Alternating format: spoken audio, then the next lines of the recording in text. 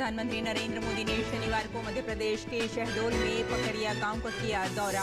पकरिया गांव में प्रधानमंत्री ने जनजातीय नेताओं, पेशा समिति के सदस्यों और स्वयं सहायता समूहों की लखपति दीदी से की बातचीत। प्रधानमंत्री ने पेशा समिति के सदस्यों और स्वयं सहायता समूहों को दिए कई सुझाव।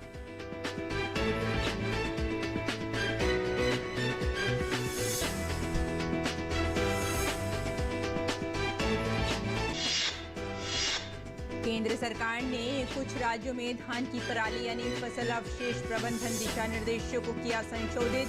धान पराली आपूर्ति के लिए किसान, एफपीओ और धान पराली का उपयोग करने वाले उद्योगों के बीच तकनीकी वाणिज्यिक पायलट परियोजनाओं की जाएंगी स्थापित।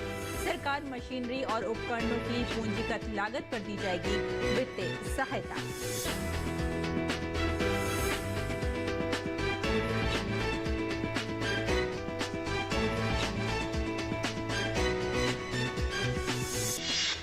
उत्तराखंड के कृषि मंत्री गणेश जोशी ने शनिवार को किया संवाददाता सम्मेलन। केंद्र द्वारा भूमि की उत्पादकता को पुनर्जीवित करने की योजनाओं के संबंध में दी जानकारी। कहा, मृदा स्वास्थ्य को बेहतर करने के लिए पीएम प्रणाम योजना की गई है प्रारंभ।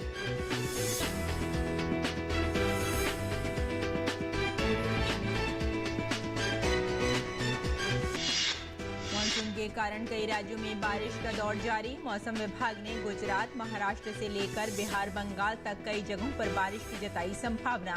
गृह मंत्री अमित शाह ने गुजरात के मुख्यमंत्री से बात कर स्थिति की दी जानकारी। उत्तराखंड में भारी बारिश की चेतावनी।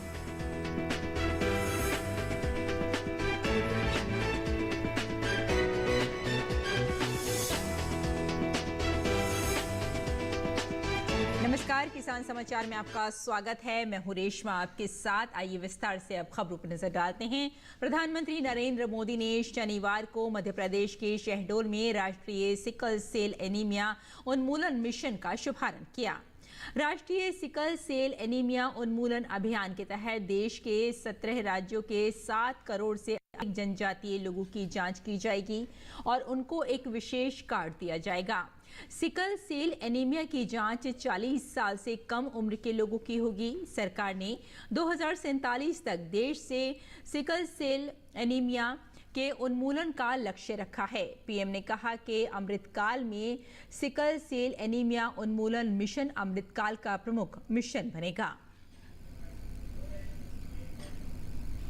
सिकल सेल एनीमिया से मुक्ति का यह अभियान अमृतकाल का प्रमुख मिशन बनेगा और मुझे विश्वास है जब देश आजादी के 100 साल मनाएगा 2047 तक हम सब मिलकर के एक मिशन मोड में अभियान चला करके ये सिकल सेल एनीमिया से हमारे आदिवासी परिवारों को मुक्ति दिलाएंगे, देश को मुक्ति दिलाएंगे। और इसके लिए हम सबको अपना दायित्व निभाना होगा। कार्यक्रम में मध्य प्रदेश के 20 जनजातीय बहुल जिलों के 89 विकास खंड के करीब 3000 हेल्थ एंड वेलनेस सेंटर्स के 2 लाख से अधिक लाभार्थियों को sickle cell genetic counselling card का वर्चुअली वितरण किया। एक अनूठी पहल के रूप में प्रधानमंत्री नरेंद्र मोदी ने शहडोल जिले के पकरिया गांव का दौरा किया और जनजातीय समुदाय, स्वयं सहायता समूहों के अग्रणी व्यक्तियों, पेशा समितियों के नेताओं और ग्राम फुटबॉल क्लब कप्तानों के साथ परस्पर बातचीत की।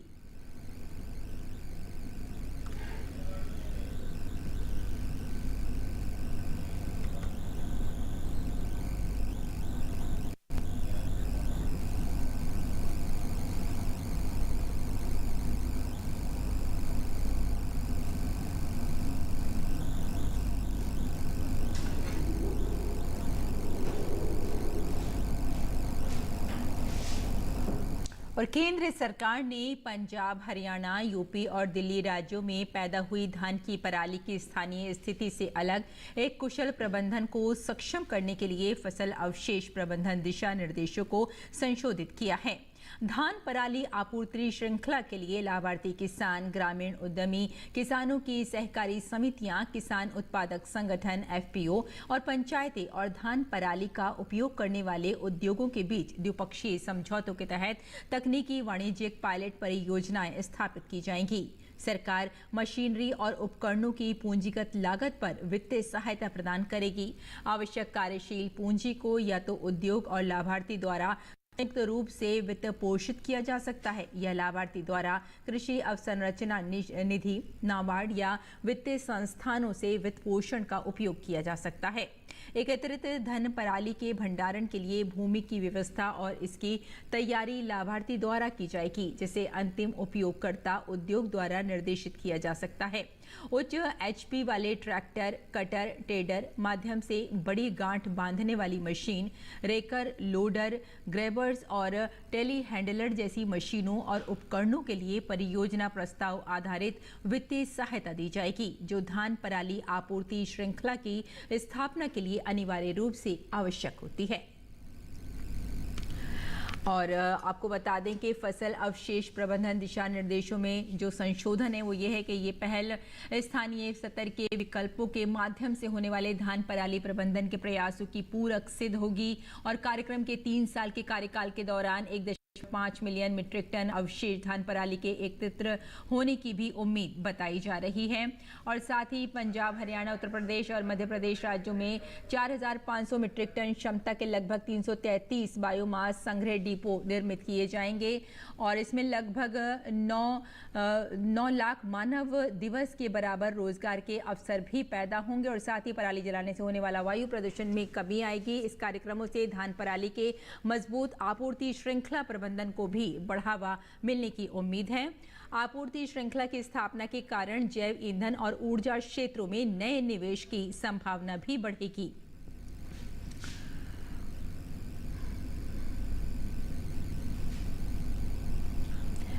केंद्र सरकार ने कुछ राज्यों में धान की पराली यानी फसल अवशेष प्रबंधन दिशा निर्देशों को किया है संशोधित और इसमें जो हमने आपको प्रबंधन दिशा निर्देश बताए हैं वो यही हैं। फिलहाल अगली खबर की ओर बढ़ते हैं।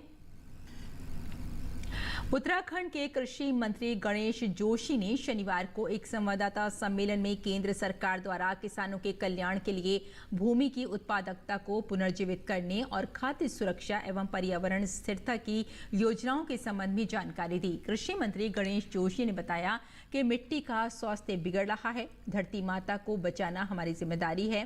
रासायनिक फर्टिलाइजर के उपयोग को कम कर मृदा स्वास्थ्य को बेहतर करने के लिए पीएम प्रणाम योजना प्रारंभ की गई है। सामूहिक प्रयास के तौर पर राज्य सरकार, केंद्र सरकार सब लोग साथ मिलकर यूरिया, डीएपी जो केमिकल फर्टिलाइजर हैं उसका उपयोग कम करके अन्य फर्टिलाइजर का उपयोग करने के लिए किसान को प्रोत्साहित करें। उन्होंने कहा कि सरकार की ओर से जो पैसा मिलेगा उसका उपयोग अपने राज्य के विकास में भी कर पाएंगे। मंत्री ने कहा कि विशेष बजट के तीसरे भाग में ऑर्गेनिक फर्टिलाइजर्स को बढ़ावा देने के लिए मार्केट डेवलपमेंट असिस्टेंट योजना के अंतर्गत गोवर्धन स्कीम के द्वारा 500 नए वेस्ट टू वेल्थ प्लांट्स लगाए जाएंगे। गोवर्धन प्लांट में गैस बनती है, गोबर गैस बनाता है और उसके साथ मैन्योर बनाता है। स्लरी भी बनती है। स्लरी का खाद बना के खाद कंपनी उसको बेचेगी तो 1 मीट्रिक टन खाद पर 1500 रुपये सब्सिडी मिलेगी। प्राइवेट प्लेयर, गवर्नमेंट सेक्टर सब लोग ऐसे बायोगैस प्लांट लगाएंगे।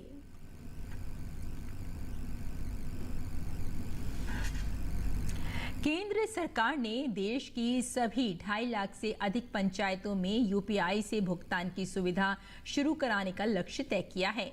पंचायती राज मंत्रालय ने सभी राज्यों को पत्र लिखकर 15 अगस्त 2023 तक राज्य की प्रत्येक पंचायत में डिजिटल भुगतान, खास तौर पर राजस्व संग्रह शुरू करने और इसे समारोह के रूप में घोषित करने के लिए कहा है। केंद्र सरकार गांवों के विकास के साथ ही पंचायतों को पारदर्शी बनाने के लिए भी लगातार प्रयासरत है। पंचायतों का ऑनलाइन ऑडिट शुरू किया जा चुका है। इंटरनेट सुविधा का विस्तार किया जा रहा है। ई-ग्राम स्वराज का अभियान चल रहा है।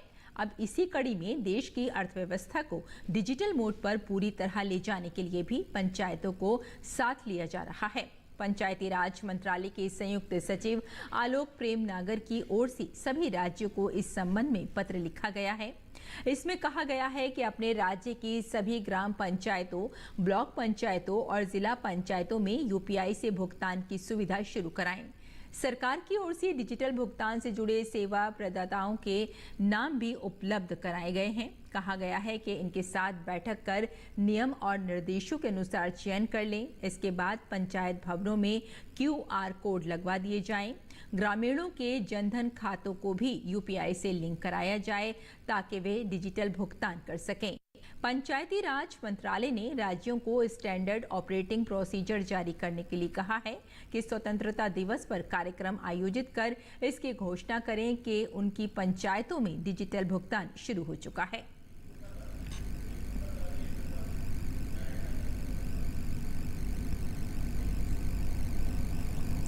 और देश के कुछ भागों में टमाटर की कीमतों में अचानक बढ़ोतरी हुई है। उपभोक्ता मामलों के सचिव रोहित कुमार सिंह ने कहा कि हर वर्ष इस समय में टमाटर के दामों में थोड़ी वृद्धि होती है, लेकिन ये जल्द ही नियंत्रण में आ जाएगी।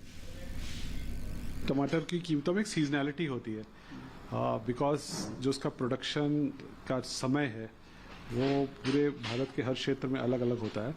सो हर वर्ष इस समय प्राइसेस थोड़ी ज़्यादा होती है। पर जैसे अगर दिल्ली की बात करें तो शिमला की जो हिल्स हैं, हिमाचल प्रदेश की, वहाँ से सिरमौर और सोलन डिस्ट्रिक्ट से सप्लाईज यहाँ पे शीघ्र आ जाएंगी, तो प्राइस विल कूल डाउन। टमाटर की बढ़ती कीमतों को नियंत्रित करने और बाजार में इसकी नियमित उपलब्धता को बनाए रखने के लिए सरकार ने टमाटर ग्रैंड चैलेंज हैकाथॉन के आयोजन की घोषणा की है। छात्रों, अनुसंधानकर्ताओं, संकाय सदस्यों, उद्योग, स्टार्टअप, MSME, LLP और पेशेवरों से हैकाथॉन में भाग लेने का आग्रह किया गया है। उपभोक्ता मामले विभाग के सचिव रोहित कुमार सिंह ने बताया कि टमाटर ग्रैंड चैलेंज हैकाथॉन को उपभोक्ता मामले विभाग द्वारा शिक्षा मंत्रालय नवाचार सेल के सहयोग से तैयार किया गया है। हैकाथॉन में प्रतिभागी 2 श्रेणियों में भाग ले सकते हैं। पहली श्रेणी में छात्र, अनुसंधानकर्ता और संकाय सदस्य, जबकि दूसरी श्रेणी उद्यमी, भारतीय स्टार्टअप, सूक्ष्म, लघु और मध्यम उद्यम और समिति, दैत्य भागीदार और पेशेवरों के लिए है। जीतने वाले विचारों का विशेषज्ञों द्वारा मूल्यांकन किया जाएगा। इच्छुक प्रतिभागी पोर्टल gtc/index.php पर आवेदन कर सकते हैं। दिल्ली के उपराज्यपाल विनय कुमार सक्सेना ने शुक्रवार को दिल्ली सरकार के तीसरे रोजगार मेले के तहत विभिन्न विभागों में कार्मिकों की नियुक्ति के लिए 849 युवाओं को नियुक्ति प्रमाण पत्र दिए। युवाओं को रोजगार देने की प्रतिबद्धता के विषय पर दिल्ली अधीनस्थ सेवा चयन बोर्ड के सचिव सतनाम सिंह से बात की हमारे संवाददाता ओपी यादव ने। हमारे साथ दिल्ली अधीनस्थ सेवा चयन बोर्ड के सचिव मौजूद हैं। इन्होंने आज 849 विद्यार्थियों को न केवल रोजगार दिया है, बल्कि पिछले 2 रोजगार मेले आयोजित कर कई तरह की सौगात छात्रों को दी है। इस विषय पर बात करने के खुद अध्यक्ष मौजूद है, आइए बात करते हैं। जो रोजगार मेले आयोजित होते हैं उनका मुख्य मकसद क्या होता है? देखिए, मुख्य मकसद ये है कि जितनी भी हमारे दिल्ली सरकार में जितनी भी वैकेंसीज खाली हैं उनको जल्दी से जल्दी भरें और जितने प्रतिभाशाली युवा हैं उनको अच्छे से नौकरी मिले और ताकि देश के विकास में इसमें प्रगति आए। अब तक कितने रोजगार मेले आयोजित हो चुके, बीते 1 साल की बात करें, और कितने युवाओं को नियुक्ति पत्र मिल चुके हैं? जो रोजगार मेला था ये विज्ञान भवन में तीसरा रोजगार मेला है जो ऑनरेबल एलजी साहब की लीडरशिप में हुआ है और पिछले 1 साल में 18,000 से ज़्यादा हम नौकरियां दे चुके हैं, सरकारी पक्की नौकरियां दे चुके हैं लोगों को। आपने घोषणा की अभी 4,500 और नियुक्तियां आने वाली है, तो भविष्य में किस तरह युवाओं के सपने पूरे होंगे और कितनी नियुक्तियां आप देने वाले हैं? देखिए, अगले 2 से 3 महीने के अंदर करीबन 4,000 से ज़्यादा वैकेंसीज हम एडवर्टीजमेंट करने वाले हैं और उनका ऑन एन एवरेज हम 8 से 9 महीने के अंदर सिलेक्शन हो जाता है। कौन कौन से विभाग है जिनमें ये अवसर जो कार्मिक नए बन रहे हैं उनको मिलेंगे? इसमें देखिए, वैसे तो दिल्ली के सारे विभाग हैं, लेकिन मुख्यतः health and family welfare, education जैसे विभाग हैं जो पब्लिक डीलिंग में, जिनसे पब्लिक सर्विस जिसमें अफेक्ट होती है। ये जो नए कार्मिक होंगे वो न केवल जिम्मेदारी निभाएंगे बल्कि दिल्ली को अंतर्राष्ट्रीय स्तर का कैपिटल बनाकर अपना राष्ट्र निर्माण में योगदान देंगे। तो इनमें कितना जरूरी है राष्ट्रभक्ति, स्वाभिमान और कार्य के प्रति निष्ठा जगाना? देखिए, आज की डेट में जितने भी हमारे कैंडिडेट्स आ रहे हैं सारे मेरिटोरियस हैं ये राष्ट्र भावना से सब भरे हुए हैं और ये पूरे राष्ट्र चेतना के साथ देश की सेवा करेंगे ये लोग। जो आप कार्य चला रहे हैं उससे कितना एक पॉजिटिव मैसेज आएगा, स्वच्छ पारदर्शी प्रशासन और योग्य व्यक्ति का चयन? हमारे यहाँ किसी भी इम्पर्सोनेशन या किसी भी मैल प्रैक्टिसेस के ना के बराबर चांसेस होते हैं और कभी कभार अगर कोई एकाध कोई ऐसा वाकया होता भी है तो वो सब फ्यूचर एग्जाम के लिए डिबार कर दिया जाता है। उन युवाओं को आप क्या कहेंगे जो अभी रोजगार की उम्मीद में हैं और दिन रात मेहनत करके आयोग से उम्मीदें लगाए बैठे हैं कि अगली भर्ती में हम भी स्थान पाएंगे? देखिए, ऐसे जो कैंडिडेट्स हैं उनसे मेरा एक ही निवेदन है कि मेहनत कीजिए, जितना आप अच्छे से तैयारी करेंगे उतनी आपको जल्दी नौकरी मिलेगी।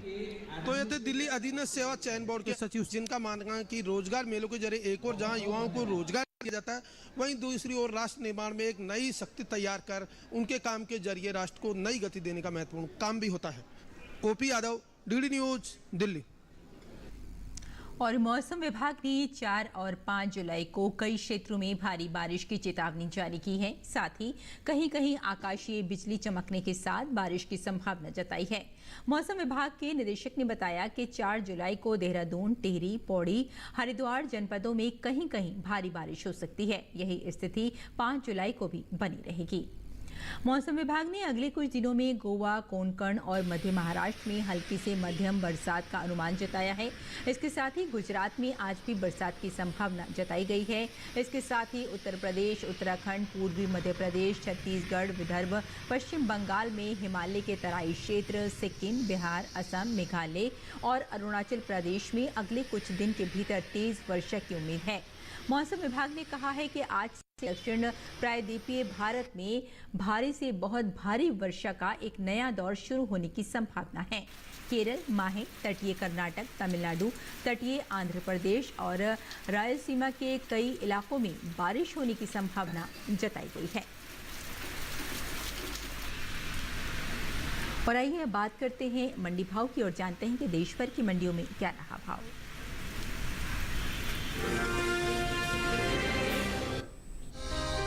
कृषि उपज मंडियों में इन दिनों गेहूं की आवक सामान्य बनी हुई है। भाव पर नजर डालें तो शनिवार को ज्यादातर कृषि उपज मंडियों में गेहूं के सौदों में नरमी के साथ कारोबार हुआ। दहेगांव, पाटन, खातेगांव और सोलापुर मंडी में गेहूं के भाव में सुस्ती देखने को मिली। एग मार्केट के मुताबिक गुजरात की दहेगांव मंडी में 30 जून को गेहूं का भाव रहा 2257 रुपए। 1 जुलाई को इसके भाव में 20 रुपए की गिरावट आई और भाव हो गया 2237 रुपए। इसी तरह राज्य की ही पाटन मंडी में गेहूं के सौदों में नरमी के साथ कारोबार हुआ। यहां 30 जून को गेहूं का भाव था 2505 रुपए। 1 जुलाई को इसके सौदे 20 रुपए लुढ़क कर 2485 रुपए पर हुए। मध्य प्रदेश की खातेगांव मंडी में 30 जून को गेहूं का भाव रहा 2315 रुपए। 1 जुलाई को इसके भाव 53 रुपए टूटकर 2262 रुपए पर हुए। महाराष्ट्र की सोलापुर मंडी में बीते शुक्रवार को शरबती गेहूं का भाव था 2675 रुपए। शनिवार को इसके सौदों में 5 रुपए की नरमी आई और भाव 2670 रुपए पर आ गया। उत्तर प्रदेश की मंडियों में गेहूं के भाव की बात की जाए तो यहां की गाजियाबाद मंडी में धारा गेहूं का भाव रहा 2300 रुपए। हरदोई मंडी में भाव रहा 2280 रुपए। रामपुर मंडी में गेहूं 2280 रुपए पर बिका, जबकि राज्य की ही सिरसागंज मंडी में इस दौरान धारा गेहूं के सौदे 2210 रुपए पर हुए। चालू रबी विपणन मौसम 2023-24 के दौरान देश भर में गेहूं की सरकारी खरीद सुचारू रूप से जारी है। उपभोक्ता कार्य, खाद्य एवं सार्वजनिक वितरण मंत्रालय के मुताबिक 30 मई तक गेहूं की कुल खरीद 262 लाख मीट्रिक टन की हो चुकी है, जो पिछले साल 188 लाख मीट्रिक टन की खरीद की तुलना में 74 लाख मीट्रिक टन अधिक खरीद है। सरकार ने गेहूं की खरीद के लिए 47,000 करोड़ रुपए का न्यूनतम समर्थन मूल्य यानी एमएसपी रखा है, जिससे 21.27 लाख किसान पहले ही लाभान्वित हो चुके हैं। देश में सबसे ज्यादा गेहूं की खरीद पंजाब, मध्य प्रदेश और हरियाणा से हुई है। पंजाब से 121.27 लाख मीट्रिक टन गेहूं खरीदा गया है। वहीं मध्य प्रदेश से 70.98 लाख मीट्रिक टन और हरियाणा से 63.17 लाख मीट्रिक टन गेहूं की खरीद अब तक हुई है। इस साल भारत सरकार ने बेमौसम बारिश की वजह से गेहूं की गुणवत्ता निर्देशों में किसानों को छूट प्रदान की है। इस साल देश में घरेलू स्तर पर रबी गेहूं की पैदावार रिकॉर्ड स्तर पर जा सकती है। जिसका असर गेहूं के बाजार भाव पर पड़ता दिख सकता है। कृषि मंत्रालय के तीसरे अग्रिम अनुमान के मुताबिक साल 2022-23 के दौरान देश में रबी गेहूं की उपज 1127.43 लाख टन अनुमानित है, जो पिछले साल के उत्पादन की तुलना में 50.01 लाख टन अधिक है।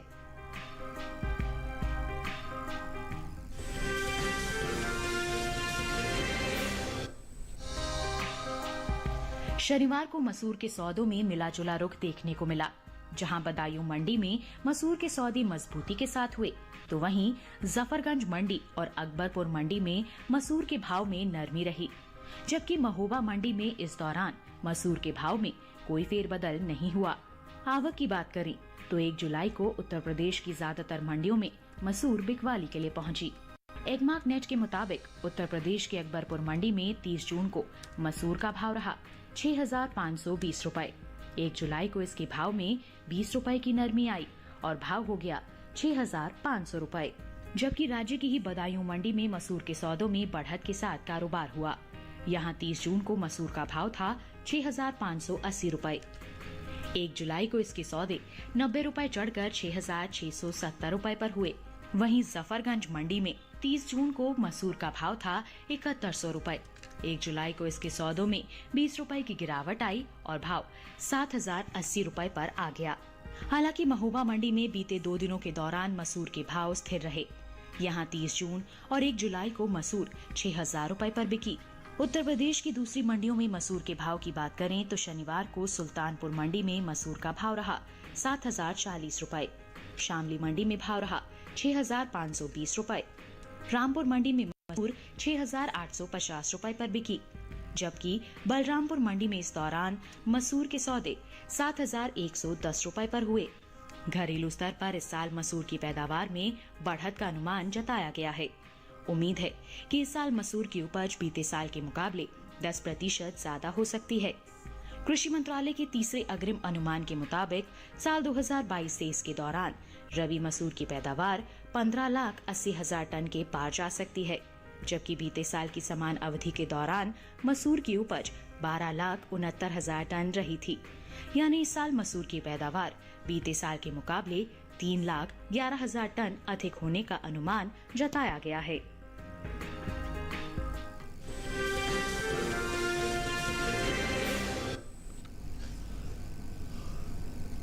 और आइए अब जानते हैं कि इस मौसम में किसान कैसे रखें अपनी खेती का ख्याल।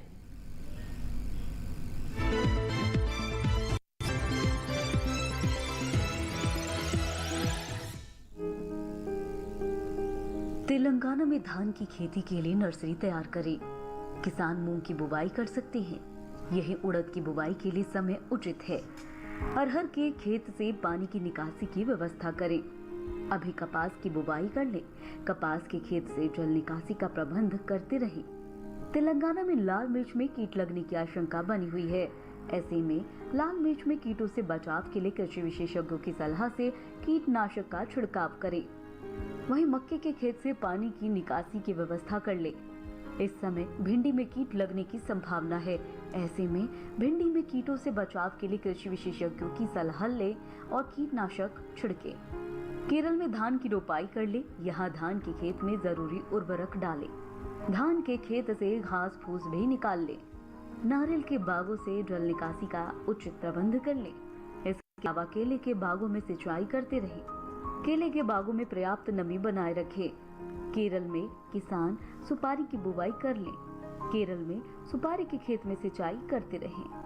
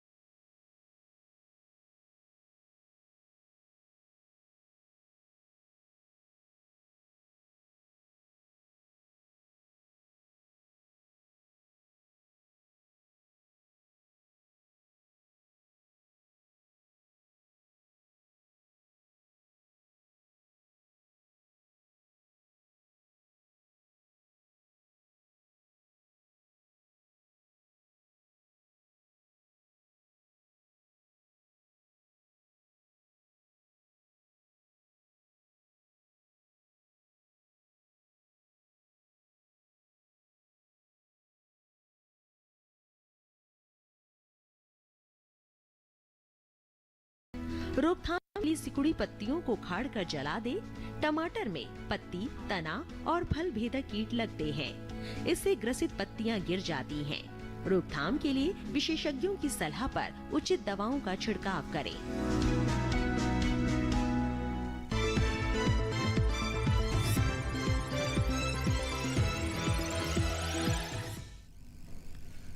और खेती किसानी के साथ साथ आइए नजर डाल लेते हैं कुछ और महत्वपूर्ण खबरों पर। खास खबर में मणिपुर में हिंसा को लेकर राज्यपाल अनुसुईया उइके ने लोगों से शांति और सामान्य स्थिति बनाए रखने की अपील की। राज्यपाल ने हिंसा की घटनाओं की कड़ी निंदा करते हुए कहा कि लोगों को अफवाहों पर विश्वास नहीं करना चाहिए और हमेशा इससे बचने का प्रयास करना चाहिए। बिहार में एनआईए ने राजधानी पटना के फुलवारी शरीफ और दरभंगा जिले के बहेरा में एनआईए ने पीएलएफआई के ठिकाने पर छापा मारा है। इस कार्रवाई में आतंक विरोधी दस्ता एटीएस की टीम भी शामिल है।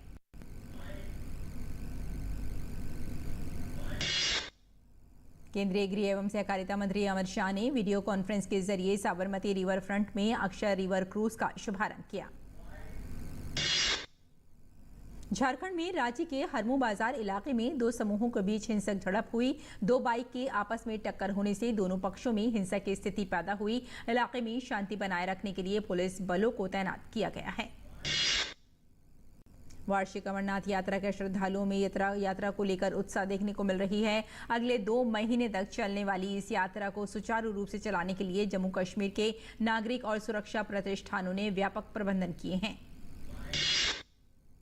आंध्र प्रदेश के विजयवाड़ा में 3 दिवसीय शाकंभरी महोत्सव के दौरान देवी कनकदुर्गा को शाकंभरी देवी के रूप में सब्जियों और फलों से सजाया जाता है। साथ ही विशेष पूजा भी की जाती है।